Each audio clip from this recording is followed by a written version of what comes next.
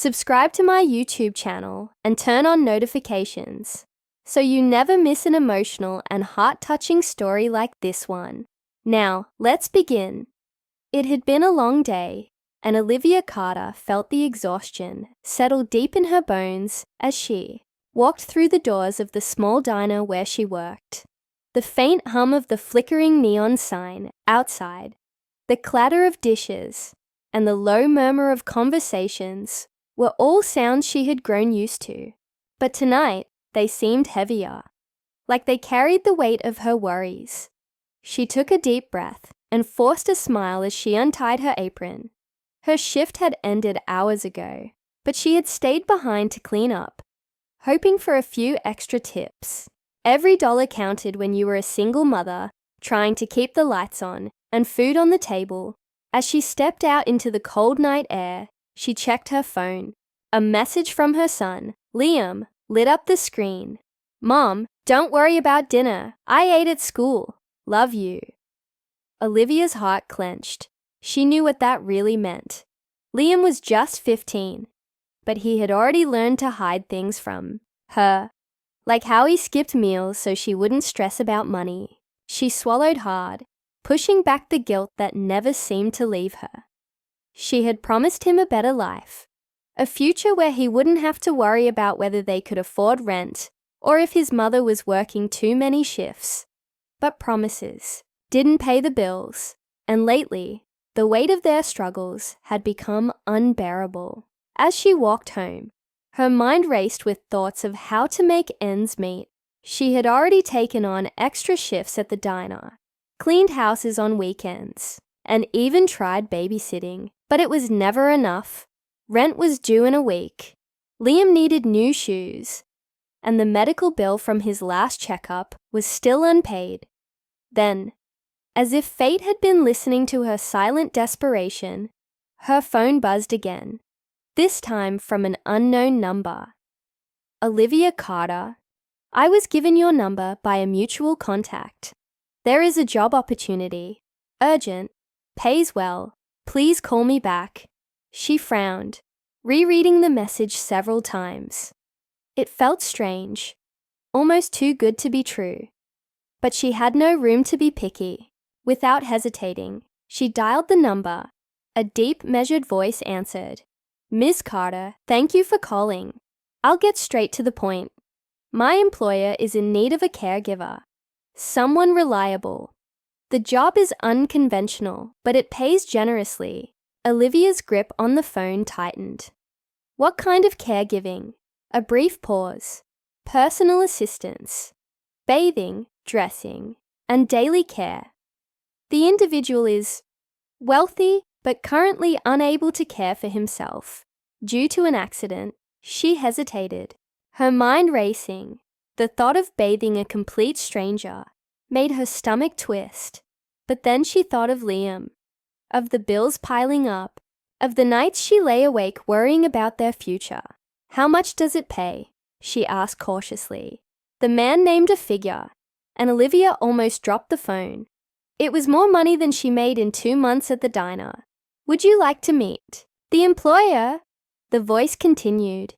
"He is very private, so discretion is expected. If you accept, you will start immediately." Olivia bit her lip. Everything about this seemed strange, but she had no choice. "I'll do it," she said finally. The next evening, Olivia found herself standing in front of a massive iron gate, staring up at the towering mansion beyond it. It was the kind of house you only saw in magazines. Grand, luxurious, and completely out of place in her world. Her palms were sweaty as she pressed the intercom button. Within seconds, the gate swung open, and a man in a crisp black suit greeted her at the entrance. "You must be Ms. Carter," he said, his expression unreadable. "Follow me." She stepped inside, her breath catching at the sheer opulence of the place. Marble floors, chandeliers, walls lined with artwork that probably cost more than her entire apartment. As she followed the man down a long hallway, he spoke in a low voice. "Mr. Grayson has not accepted assistance easily. He is difficult. Do not take it personally. Before Olivia could ask what that meant, they reached a large wooden door. The man knocked once, before pushing it open. Inside the room was dimly lit, but she could make out the large bed near the window, and in that bed lay the man she had been hired to care for, Ethan Grayson. The name sounded familiar, but she couldn't place it. All she knew was that he was a millionaire, a man who once had everything, but was now confined to a bed, unable to care for himself. Her eyes met his, and for a moment, time seemed to freeze. Ethan was younger than she had expected, maybe in his early 30s. His sharp jawline and piercing blue eyes hinted at the powerful man he once was. But there was something else there too, a bitterness, a quiet anger that told her he wasn't going to make this easy. "You're the new assistant?" he asked, his voice laced with skepticism. "Yes," Olivia said, standing her ground. "I'm here to help." Ethan let out a humorless laugh. "Help? You think I need help?" She recognized the defiance in his eyes, the same look she had seen in herself every time someone pitied her for being a single mother. "I don't think," she replied calmly. "I know." For a moment, he just stared at her, and she wondered if he was going to fire her on the spot. But then, with a heavy sigh, he looked away. "Fine. Do whatever you need to do. Just don't expect me to be grateful." Olivia swallowed her nerves and stepped closer. She had taken this job because she needed the money. But as she looked at the man before her, so full of resentment, yet so undeniably broken, she realized something else. This wasn't just about a paycheck anymore. Something told her Ethan Grayson was about to change her life in ways she never could have imagined, and neither of them were ready for what was about to happen next. What do you think will happen between Olivia and Ethan? Will she be able to break through his walls? Or will he push her away completely?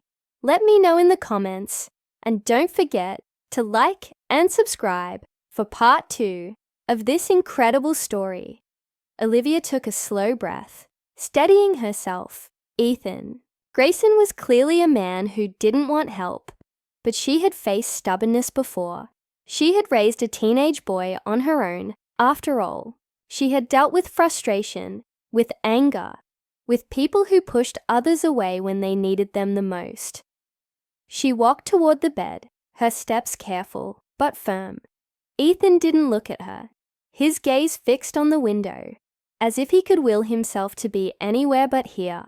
His hands, strong despite his condition, rested stiffly on the blanket, his knuckles slightly white from how tightly he gripped the fabric. "All right," Olivia said, her voice even. "Let's start simple." Ethan let out a short, humorless laugh. "Simple?" His eyes flicked toward her, sharp and assessing. "You think any of this is simple?" Olivia met his gaze without flinching. "I think we don't have to make it harder than it already is." He didn't respond, but he didn't argue either. That was something. She set down her bag and rolled up her sleeves. "I read your file," she continued, keeping her tone neutral. "Your accident was severe. The doctors say you'll regain full mobility, but recovery takes time. You need care. You need—" "I don't need anything," he snapped, his voice sharp. "Least of all, a stranger treating me like I'm helpless." Olivia bit back a sigh. "You're not helpless, Mr. Grayson, but you're also not ready to do this alone." His jaw tightened, his frustration evident. But when she reached for the blanket, he didn't stop her. That, in itself, felt like a small victory. The bath was awkward, tense. Ethan didn't speak much, only answering in clipped sentences when absolutely necessary. Olivia, however, wasn't fazed. She had taken care of patients before, not as a professional nurse, but as someone who understood that dignity was important. She was gentle but efficient, keeping her movements precise, making sure he didn't feel exposed or vulnerable. And though Ethan's body was tense the entire time, she could see the exhaustion in his face. The fight in him was strong, but so was his weariness. When she was done, she helped him into fresh clothes and adjusted the pillows behind him.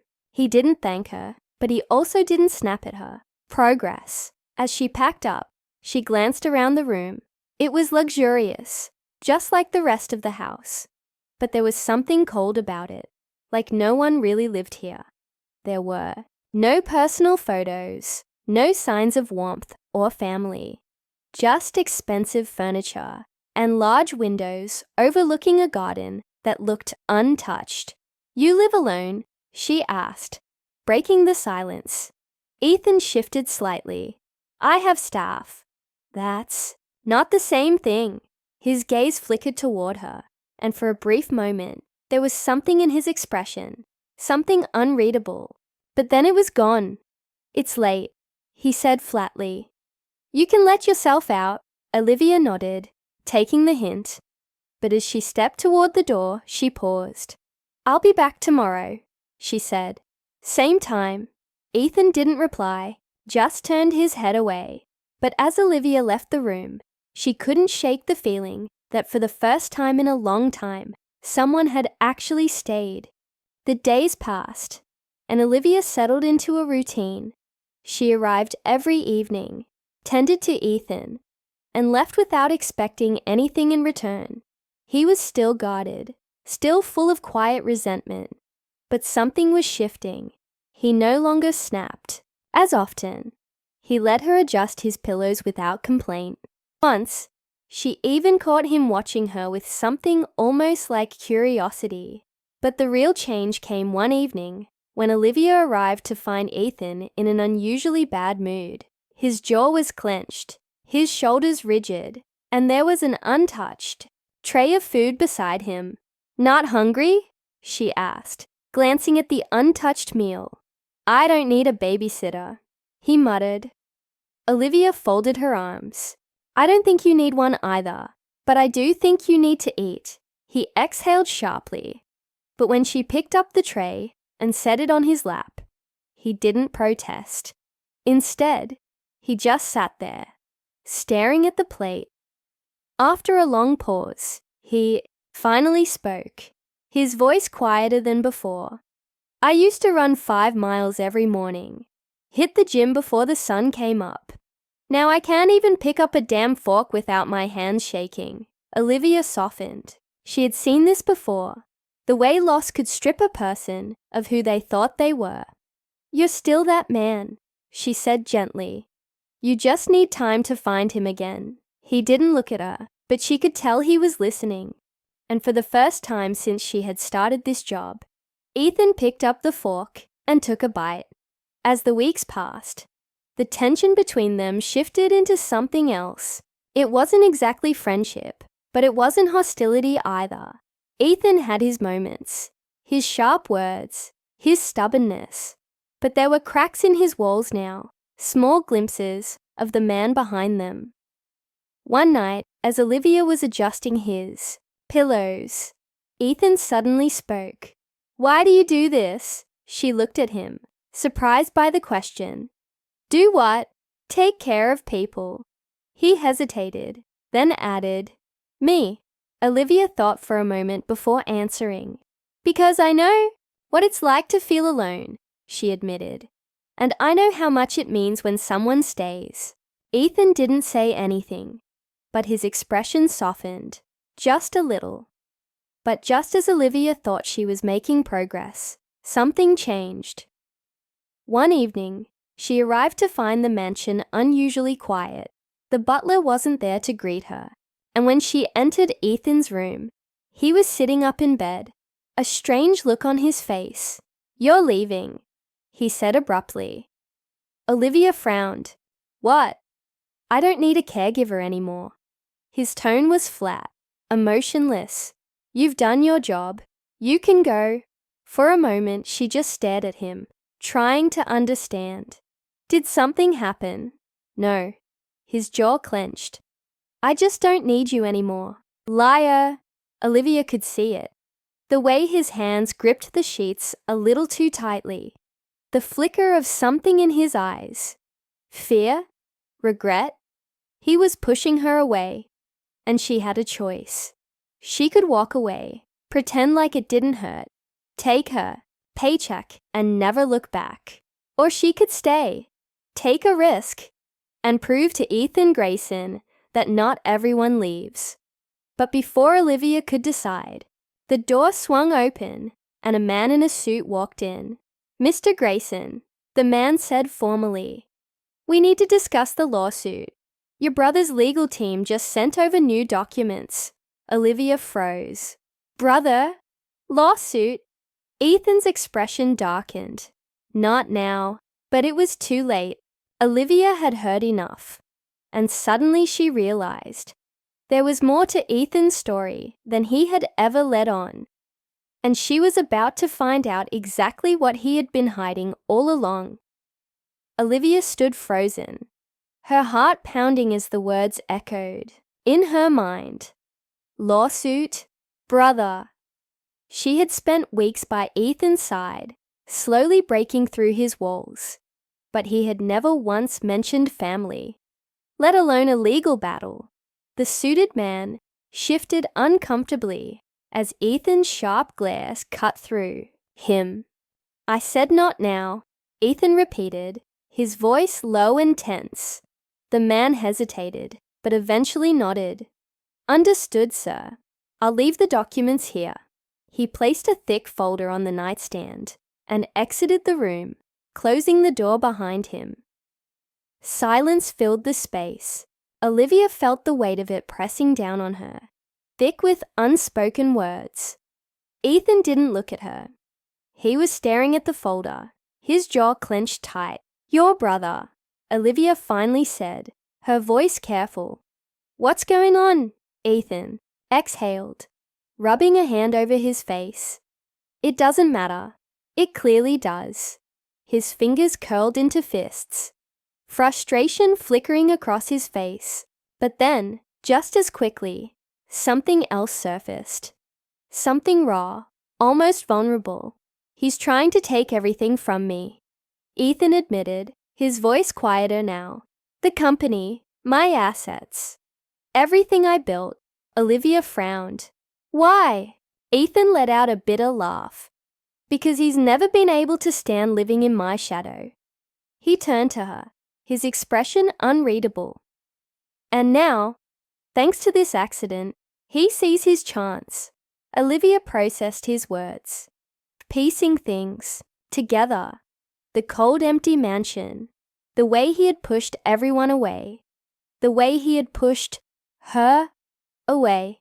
Ethan had spent years at the top, powerful and untouchable, until now.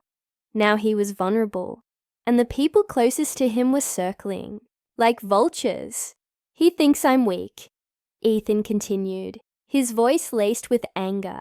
He thinks I'll just give up, let him take over. He scoffed. But he doesn't know me. Olivia studied him carefully. He was strong. She had seen it in the way he fought through his recovery, in the way he refused to let pain break him. But strength wasn't just about endurance. It was about knowing when to let people in. You're not weak, she said softly. But you can't do this alone. Ethan stiffened, his walls instantly rising again. I don't need. You do. Olivia cut in firmly. You do need people, Ethan. And that's not a bad thing. For a moment, he just looked at her, his guarded expression flickering with something uncertain. Then, as if making a decision, he reached for the folder, flipping it open. His eyes scanned the pages, his jaw tightening. This is worse than I thought. Olivia stepped closer, glancing at the papers. She wasn't a lawyer, but even she could tell that Ethan's brother wasn't just making a claim. He was going for total control. She hesitated, then said, There has to be something you can do. Ethan's lips pressed into a thin line. There is. He met her gaze. Fight back. Something shifted in the air between them. A silent understanding. A trust that hadn't been there before. The next few weeks were a whirlwind. Ethan, despite his physical limitations, threw himself into the fight, working with his legal team to dismantle his brother's case. Piece by piece, Olivia watched as the fire in him reignited. The same determination that had built his empire, now fueling his comeback. And through it all, she stayed. She helped him when his frustration boiled over, grounding him when his doubts crept in. He still had moments of stubbornness, still had walls he wasn't ready to break completely. But something had changed. He no longer pushed her away. And then, one evening, as she was about to leave, he finally said it. Stay. It was just one word, but it held a weight Olivia couldn't ignore. She turned, meeting his gaze. Ethan, I don't just mean for the night, he clarified, his voice quieter now. I mean, don't leave. Her breath caught. She had always known this job was temporary, that once Ethan recovered, she would move on. But somewhere along the way, it had become more than that. She had seen the real Ethan Grayson. Not just the ruthless businessman, not just the guarded man behind the walls, but the person underneath it all. And he had seen her too. A slow smile tugged at her lips. You really are terrible at asking for help, aren't you? A rare, genuine chuckle escaped him. Working on it. And just like that, the tension that had hung between them for so long finally eased. In the end, Ethan won the case. His brother's attempt to take everything crumbled under the weight of his own greed. And for the first time in a long time, Ethan had clarity. But his victory wasn't just about keeping his empire. It was about letting go of the loneliness he had clung to for so long. It was about realizing that strength wasn't just about standing alone. It was about knowing who to stand beside. And as he sat beside Olivia, watching the city lights flicker in the distance, he knew one thing for certain. He wasn't alone anymore.